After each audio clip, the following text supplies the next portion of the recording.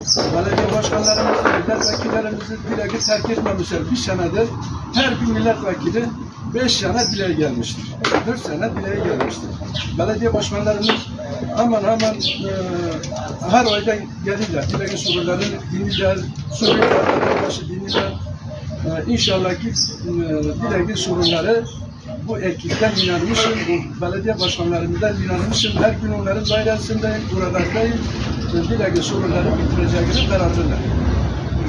Herkese saygıyla selamlıyorum. Bölgenin problemlerini alırken muhtarımız hem ilgili sakinler bize hep şunu söyledi. Kanalizasyon problemi var. İkinci örneğde içme suyu problemi var. Biz bu konuyla ilgili de bir yatırım planlaması yaptık. Yatırım yapmayı planladık. Kanalizasyon şebekesiyle alakalı Dilek Mahallesi'nde 20 kilometreye yakın bir kanalizasyon şebekesi planlıyoruz. İçme suyu yatırımı anlamında da yaklaşık 100 kilometreye yakın içme suyu planlıyoruz. 20 kilometredeki şebeke bizim toplamda 1000 kilometreye yakın bir yatırım programımız var. İl genelinde.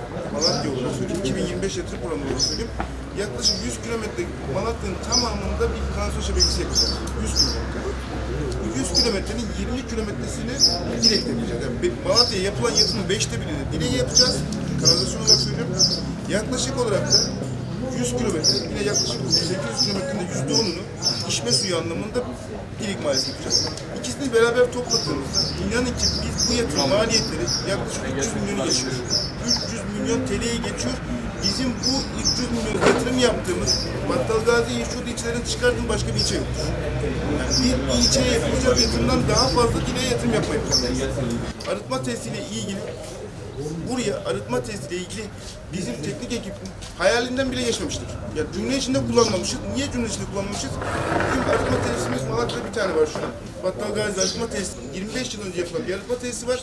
Allah nasip ederse Yunanlar Mahallesi'nde de şu an Çevre Bakanlığımızın desteğiyle ikinci arıtma tesisini yapıyoruz. 25 yıl sonra ikinci arıtma tesisini planlıyoruz. Şu an inşaatı başladı. İçme suyu kanal yatırımı şu an ihalede İşbaşı'da yaptık. Yani sözleşme imzaladık. Müteahhitimiz İşbaşı şantiyeyi kuruyor. Yakın zamanda bu bölgelerde bazı kanal yatırımı işbaşı yapacak. İçme suyunda ihalesi bugün yapıldı. Arkadaşlarım da hatırlattı bana. Yani Allah'ın izniyle birkaç gün içinde Dilek'te hem içme suyu hem kanalla ilgili müteahhitlerin işbaşı yapacak. Ve yıl sonunda planladığımız işleri yapmayı öngörüyoruz. Rabbim mahcup etmesin, kaza bela vermesin. Bu yatırımları gerçekleştirmeyi planlıyoruz.